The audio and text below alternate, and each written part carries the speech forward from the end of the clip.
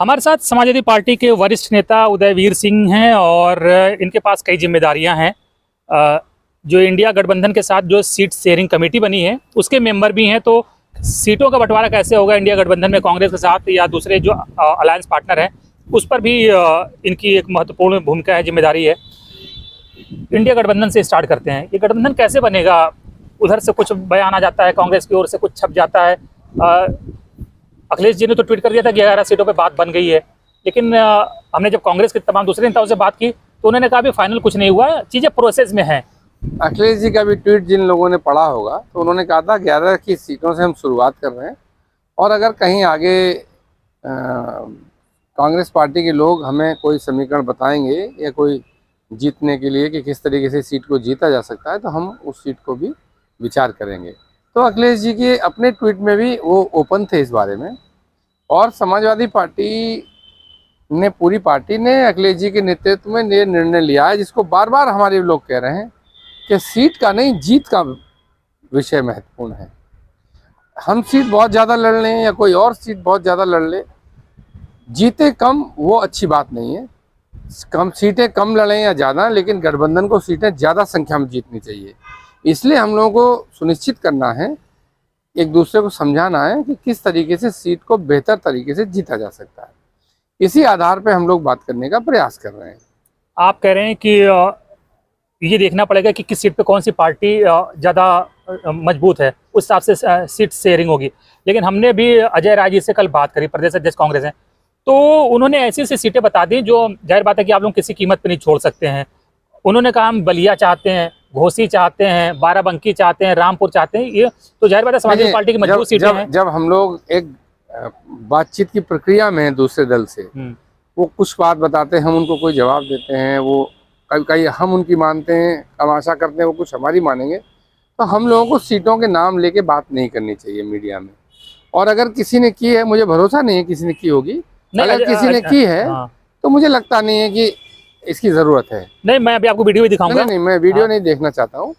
मैं तो कांग्रेस पार्टी के लोगों से बात करता हूँ और हमारी वहाँ मीटिंग कमेटी में ये सहमति है कि हम लोग प्रेस से प्रेस की बात करें।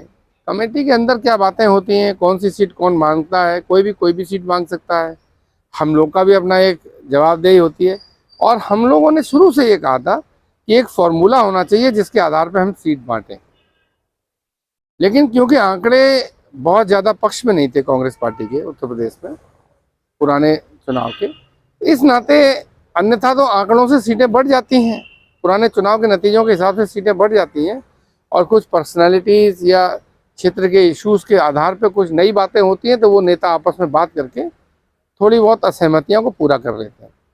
लेकिन क्योंकि कांग्रेस एक पार्टी, पुरानी पार्टी है और देश में बड़ी पार्टी है, उत्तर प्रदेश के आंकड़े भले ही उतने अच्छे न हों, तो हम लोगों की भाव ये है कि कांग्रेस को भी सम्मानजनक सीटें मिलें और आंकड़ों में न फंस के हम लोग ये सुनिश्चित करें कि कहाँ बेहतर तरीके से कौन जीत सकता है। इस आधार पर हमने, समाजवादी पार्टी ने बड़ा दिल करके सकारात्मक भाव से बात शुरू की है। हमने शुद्ध गुणा गणित के हिसाब से जैसे लोग अटक जाते हैं वैसे अटकने की कोशिश नहीं की है। और राष्ट्रीय अध्यक्ष जी का निर्देश है और प्रयास है कि जितनी ज़्यादा से ज़्यादा अकोमोडेट सीटें कर सकते हैं उतनी करें। लेकिन निश्चित तौर पे ये भी देखना होता है कि अगर हम कोई सीट किसी पार्टी के लिए छोड़ते हैं तो हमारा वर्कर, लीडर जो वहाँ मेहनत कर रहे हैं सालों से, उन लोग को भी ये संतुष्ट करना होता है कि ये सीट हमने क्यों छोड़ दी। यही मसला है कि हमको ये भी समझाना पड़ेगा, क्योंकि अंत में चुनाव सिर्फ बड़े नेता ही नहीं लड़ेंगे, चुनाव तो बूथ का एक एक कार्यकर्ता लड़ाएगा। तो उस कार्यकर्ता को भी ये कन्विंस होना पड़ेगा, हमको करना पड़ेगा, विश्वास में लेना पड़ेगा कि ये बेहतर नतीजे लाने के लिए किया गया निर्णय है। इसलिए ये सिर्फ कागज पे लेन देन का विषय नहीं है, ये राजनीतिक परिस्थितियों के हिसाब से दोनों पार्टी का समायोजन हो जाए, कार्यकर्ता और क्षेत्र के लोगों को ये लगे कि हमारी जितनी ताकत है, हमारा जितना महत्व है, उसके 19-20 हमने समझौता किया है। ये कांग्रेस अपना एरोगेंस क्यों नहीं छोड़ पाती है कि वो बहुत पुरानी पार्टी है, पैन इंडिया पार्टी है, तो क्षेत्रीय दलों पर एक बार वो चढ़ बैठना चाहती है जैसे, और अपने वजन से दबाकर ज़्यादा से ज़्यादा हासिल कर लेना चाहती है। लेकिन ये चीज़ स्वीकार क्यों नहीं करती है कि बिहार और यूपी में या बंगाल में उसके पास वो ज़मीन नहीं है जो वहाँ के जो रीजनल पार्टीज हैं उनके पास जो ज़मीन है। देखिए, जब हम गठबंधन में बैठे हैं तो हम नकारात्मकता की तरफ सोचना नहीं चाहते।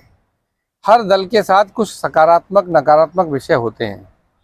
अब अगर हम नकारात्मक विषयों पर सोचने लगेंगे तो हमारा जो काम है और मुश्किल हो जाएगा। नहीं, तो ये तो कांग्रेस के लोगों को, आप जो सवाल पूछ रहे हैं, आपको कांग्रेस के लोगों से पूछना चाहिए। वो उस पर जवाब देंगे या वो उस पर खंडन करेंगे, सुधार करेंगे या आपको संतुष्ट करेंगे, उनका विषय है। नहीं अजय, हमारा भाव ये है, हाँ।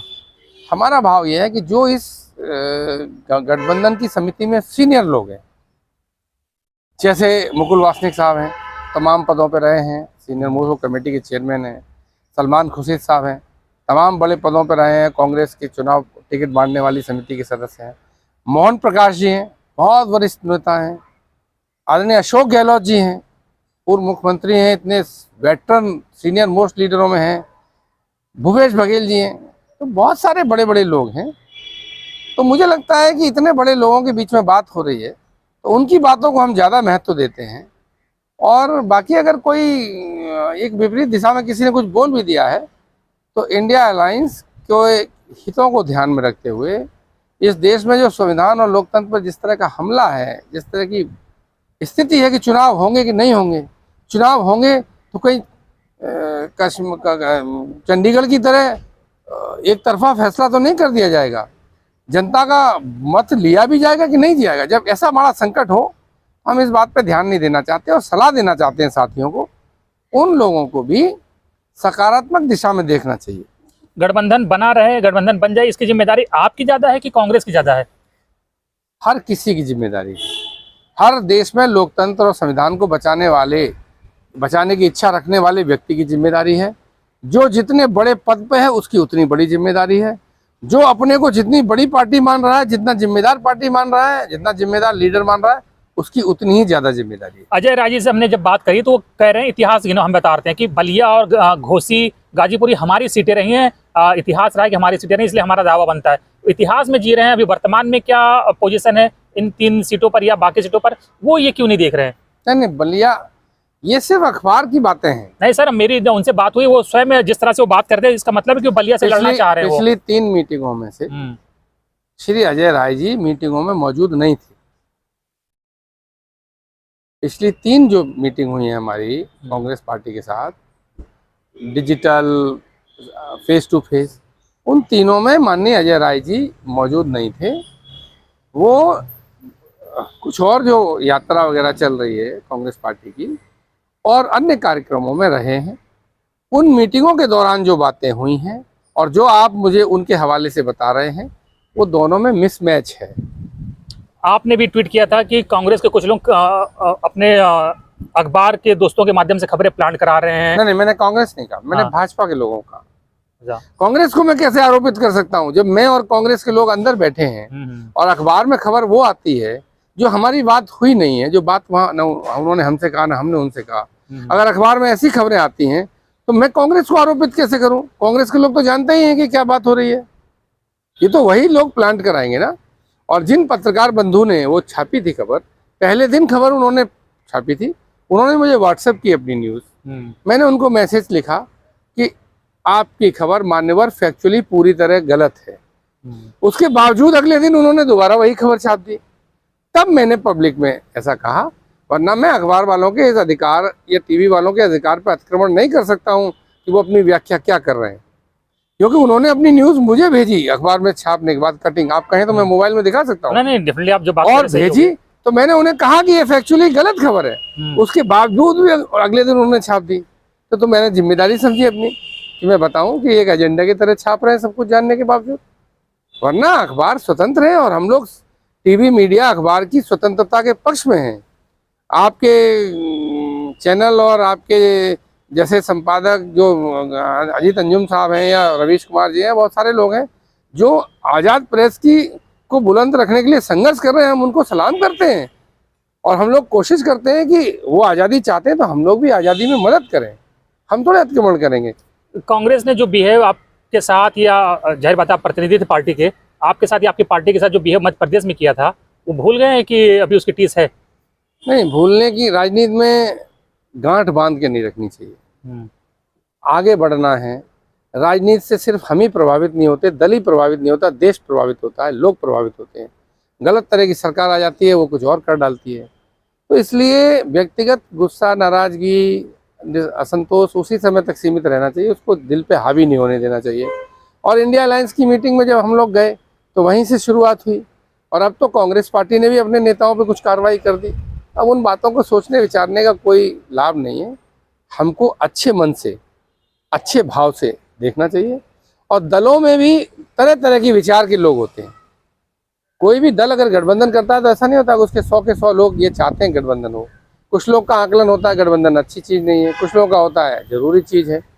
हमारे दल में भी कुछ लोग होंगे, लेकिन दल के निर्णय का सम्मान करना चाहिए। व्यक्तिगत भावनाएं एक पॉलिटिकल आदमी के लिए, एक सांगठनिक आदमी के ऊपर हावी नहीं होनी चाहिए। आप लोग बड़ी अच्छी बातें कर रहे हैं, सुनने में बड़ी कर्णप्रिय लग रही हैं, सुंदर लग रही हैं, लेकिन आपके तो पार्टी लगातार कैंडिडेट डिक्लेयर करती जा रही है, तो फिर बात कैसे बनेगी जब आप एक तरफा पहले अपने कैंडिडेट डिक्लेयर कर देंगे? हो सकता है उन सीटों पर कांग्रेस भी इच्छुक हो। नहीं, तो हम तो अंदर जानते ही ना, जो हमारी मीटिंग हो रही है, बात हो रही है कि आप दबाव बना रहे हैं, उनको दिखाना चाहते हैं भाई तुम छोटे पार्टनर हो, अपने हिसाब से रहो, हम जितना देंगे वही मिलेगा। नहीं, हम लोग लगातार कांग्रेस को बता रहे हैं, अभी भी बता रहे हैं, और हमारी कोशिश है कि जल्दी से जल्दी चीजें तय हो जाए, क्योंकि एक दूसरा दल तैयारी कर रहा है। हमारे कार्यकर्ता नेता बिल्कुल दिन रात परेशान है कि जल्दी करिए। बूथ कमेटियों का और वोटर लिस्ट का पुनः मूल्यांकन हुआ है, दोबारा से पब्लिश हुई है, उनकी जांच होनी है, कितने वोट काट दिए गए, कितने जीत बचे हैं, किन वोटों को दोबारा जुड़वाना है, किन पे कंप्लेन करनी है। तो इस सब के लिए संगठन के साथ साथ उम्मीदवारों को भी सक्रिय करने की जरूरत है। तो ये एक दबाव है, और इससे हमने कांग्रेस को भी अवगत करा दिया है। और सीटों की जो घोषणा है या जो भी बातचीत है, वो उनके साथ अंदर हमारी बातचीत हो रही है। हम उनको बता रहे हैं लगातार कि क्या परिस्थिति है। उनको भरोसे में लेते हैं जब कोई सीट का कैंडिडेट डिक्लेयर करते हैं? नहीं, ऐसे तो एक एक सीट के कैंडिडेट हम लोग नहीं एक दूसरे से पूछ सकते। हम मान लीजिए हमने जो सीटें उनके खाते में जा रही हैं, उनमें 2-3 सीटों पे हमारी राय हो सकती है, हमारी समझ हो सकती है कि ऐसा नहीं ऐसा कर लीजिए। बाकी वो अपने आप करेंगे, हम अपना आप करेंगे। इधर गठबंधन बना रहे हैं, उधर दूसरे जो पार्टनर है आपके जयंत चौधरी, उनके बारे में टीवी में बड़ी ब्रेकिंग चल गई उनको कि बीजेपी के साथ ऑलमोस्ट उनका डन हो गया है, अलायंस 4 सीटें दे रही है। जैन जी उनके विधायक सब सदन में हैं, सरकार का, भाजपा का विरोध कर रहे हैं। जैन जी ने अभी तक एक शब्द नहीं कहा है, उनके दल ने एक शब्द नहीं कहा है। और जो चैनल चला रहे हैं उनका कितना भरोसा देश में बचा है। यहाँ तो नोटों में चिप निकाल देते हैं लोग। तो अभी तक जब तक लोकदल के लोग हमारे साथ कोई बात न बताएं, हमें न बोलें या खुद कुछ न बोलें, तब तक हमको अपने साथी पर विश्वास क्यों करना चाहिए? नहीं, जिस तरह का इनका पास में इतिहास रहा है आरएलडी का, तो इसलिए लोग यकीन कर लेते हैं इस तरह के खबरें, अगर भले ही गॉसिप नहीं हो। जब से लोकदल का हमारे से साथ जुड़ा है, तब से तो ऐसी कोई समस्या आई नहीं। इतिहास भूगोल में हम पढ़ें किसने क्या बदला, क्या नहीं बदला, क्या हुआ, वो सब बातें तो आज बेमानी है। जैन जी से जब से हमारा साथ जुड़ा है, तब से तो अभी तक हमारा ऐसा, बहुत सारी चर्चाएं बहुत बार हुई, लेकिन ऐसा कभी हमारे को सामने अभी तक आया नहीं है। और जो एक बार नहीं आया, हम उसके बारे में अपनी तरफ से ही सवाल क्यों करें? बिल्कुल। राहुल गांधी की न्याय यात्रा आ रही है, अखिलेश जी ने अपनी सहमति दे दी कि न्याय यात्रा में वो अमेठी और रायबरेली में शामिल होंगे। ये दोनों जाहिर बात है कि यूथ नेता, युवा नेता जब एक साथ सड़क पर होंगे तो क्या उसका क्या इम्पैक्ट पड़ेगा उससे? हम तो सोचते हैं इम्पैक्ट अच्छा ही पड़ेगा।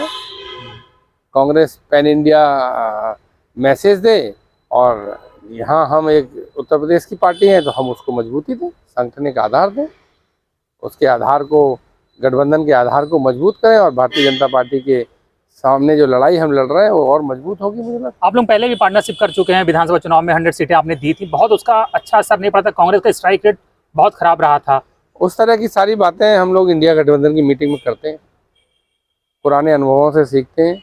निश्चित तौर पे वो भी, उन लोगों ने भी अपने अनुभव में वो भी हमारे साथ शेयर करते हैं, हम उनके साथ करते हैं। मोदी जी तो नारा दे रहे हैं 400 पार, यूपी में उनके नेता कह रहे हैं 80 पार, तो फिर संभावना बचती कहाँ है अपोजिशन के लिए? नारा तो क्या है, उन्होंने तो बधाई चंडीगढ़ में दी थी मोदी जी ने, जीत का विजय संक्रांति बजा दिया, मसीहा बन गया था, मसीहा बन गया। तो अब बीजेपी के लोग खैर बोल तो कुछ भी सकते हैं, और पिछले कुछ चुनावों में उन्हें लगातार सफलता मिली है, इसलिए अहंकार के साथ बोल सकते हैं। लेकिन इतिहास गवाह है, अहंकार तो रावण का भी नहीं बचा। बहुत लोग कहते हैं ये तमाम जो कुछ एनजीओज हैं, संगठन हैं, कुछ पार्टियां आरोप लगाती है कॉन्फिडेंस ईवीएम से आता है। आप लोगों को क्या लगता है, ऐसा कुछ है ईवीएम में? देखिए, ईवीएम से आता है नहीं आता, लेकिन हमारा मानना ये है कि ईवीएम पे जब देश के लोगों का भरोसा नहीं, मैंने अपना वोट डाला, मैं अपना हाथ में लेके वोट नहीं देख पा रहा हूँ।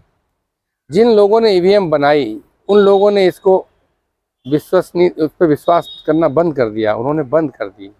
सारे विकसित देश हम लोग उनकी नकल करते हैं, विकसित देशों की तरह चीज़ों को, नई नई टेक्नोलॉजी लेते हैं, हर चीज़ को लेने जाते हैं, लेकिन ईवीएम के मामले में अकेले में कोई सरकार कुछ नहीं सीखना चाहती। तो देखिए, लोकतंत्र में जो की प्रक्रिया है वो जनता का विश्वास जीतने की है। जब ईवीएम में एक अविश्वास की भाव पैदा हो गया है तो उसको जारी क्यों रखना चाहिए? समाजवादी पार्टी चुनाव जीतने के बाद भी कहती है ईवीएम को हटाना चाहिए, क्योंकि जनता का विश्वास भी जीतना चाहिए। जब अमेरिका, यूएस, यूरोप के तमाम बड़े कंट्री और जापान, ये सब बड़े बड़े मुल्क जो हैं, बड़ी डेमोक्रेसी हैं और ओल्ड डेमोक्रेसी हैं, ये नहीं यूज़ करती, तो हम क्यों जिद पे अड़े हुए हैं कि हम करेंगे ही करेंगे? इवन बांग्लादेश ने भी इसको ठुकरा दिया ईवीएम को। इससे भी बड़ी बात, जब कांग्रेस पार्टी थी तो मोदी जी विरोध करते थे ईवीएम, अडवाणी जी विरोध करते थे। बिल्कुल सही बात है। सरकार में आते ही पता नहीं क्या हृदय परिवर्तन हो गया, पता नहीं वो जिस कुर्सी बैठते हैं उसमें कुछ ऐसा यंत्र लगा है कि तुरंत वो मशीन की भाषा बोलने लगते हैं। वो तो उनका तो अपनी डिमांड है। आप लोगों को लगता है उनके तो एक बड़े नेता ने किताब लिखी थी ईवीएम के खिलाफ, जीएल नरसिम्हा। तो मेरा जो कहना है, आप लोगों को लगता है कुछ डाउट है इसमें? आप लोगों को डाउट नजर आता है कभी? नहीं, निश्चित तौर पे ईवीएम पे जनता का भरोसा नहीं है, किसी का भरोसा नहीं है, इसलिए ईवीएम को हटना चाहिए। अब खत्म करते हैं। बड़ी अच्छी अच्छी बातें आपने करी, लेकिन मसला तो ये है कि लोग, बीजेपी तो कह रही है कि आपने सारी लिस्ट निकाल दी, कि कैंडिडेट क्लियर कर दिए, फिरोजाबाद से डिक्लेयर कर दिया, मैनपुरी से, चाचा जी का नाम नहीं है इसमें। बोले तो शिवपाल यादव जी। ये कौन उम्मीदवार कहाँ लड़ेगा, अभी तो राष्ट्रीय अध्यक्ष जी का, अखिलेश जी का भी नाम नहीं आया। तो आप अखिलेश जी का तो पूछ नहीं रहे कि वो भी नाराज हैं कि आपके मन में कुछ अन्य भाव है, इसलिए आप चाचा का अकेला पूछते हैं।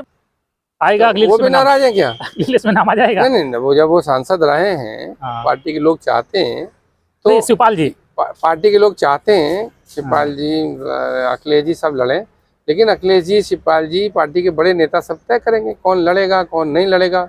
हर चुनाव हर व्यक्ति तो नहीं लड़ता, और अखिलेश जी लोकसभा लड़ेंगे नहीं लड़ेंगे, अखिलेश जी और पार्टी के तो नेता विरोधी दल पहले से ही है, तो उसमें क्या बात है? कोई नेता विरोधी दल दूसरा बन जाएगा अगर वो दिल्ली में भी जाके नेता हरा लेंगे मोदी जी को, जाके कुछ बड़ा पद पे पा जाते हैं, मोदी जी को हरा लेंगे। मोदी जी को क्यों नहीं हराएंगे? वो तो बिल्कुल अश्वमेघ का घोड़ा उनका कह रहे हैं, वो दौड़ रहे हैं, विश्व विजेता हैं, अभिजीत हैं। पार्लियामेंट में बैठ के तो सब ऐसा ही बोलते हैं, हर सरकार में रहा व्यक्ति ऐसे ही बोलता था, अटल जी भी ऐसे ही बोलते थे। तो ऐसा तो है नहीं, अगर पार्लियामेंट में जो बैठा है वो बोलता रहे और उसकी बात सच्ची होती रहे तो कभी सत्ता परिवर्तन होगी नहीं। इंदिरा जी भी रही इस देश में, मोदी जी से ज़्यादा समय रही, राजीव गांधी की और ज़्यादा सीटें थी। तो ये सब चीज़ें चलती रहती हैं और बोलने के लिए कुछ बात बोली जाती है। कोई नहीं कहता मैं हार जाऊंगा, इसलिए मुझे लगता है कि हमें अपना मेहनत और प्रयास पूरा जारी रखना चाहिए, और सत्ता परिवर्तन ही सबसे मुख्य नियम साबित हुआ है इतिहास में, और मुझे लगता है इस बार फिर सत्ता परिवर्तन होगा। बस खत्म करते हैं। अजय राय को बलिया वाली सीट देंगे कि नहीं देंगे? वो बलिया के लिए बहुत व्याकुल हैं वो। नहीं, न मेरा फोकस अजय राय पर है, न बलिया पर है, न ये बात बोलने के लिए हम अधिकृत हैं। बलिया समाजवादी पार्टी की मजबूत सीट रही है। आपका गढ़ है कि कांग्रेस का है वो? नहीं, बलिया में 4 विधायक मौजूदा सीट पर, बलिया के चारों विधायक समाजवादी पार्टी के हैं, और सांसद भी पूर्व रहा है, और 19 में 10,000 12,000 से सीट हारे थे। लेकिन ये सारी बातें हम लोग अंदर करने की है, और मुझे लगता नहीं कि हम लोगों को बहुत ज़्यादा चर्चा इस पर बाहर करनी चाहिए। थैंक यू सर बात करने के लिए हमसे। तो उदयवीर जी हैं, कह रहे हैं कि कांग्रेस और तमाम दूसरे जो अलायंस पार्टनर हैं उनसे बात चल रही है, और जो लोग बयान दे रहे हैं उन्हें कुछ जानकारी नहीं है कि शीर्ष लेवल पर क्या बातें हो रही हैं। वो अपने मन से मनगढ़ंत बातें कर रहे हैं, और अभी प्रोसेस जो है वो राइट वे में जा रहा है। धन्यवाद।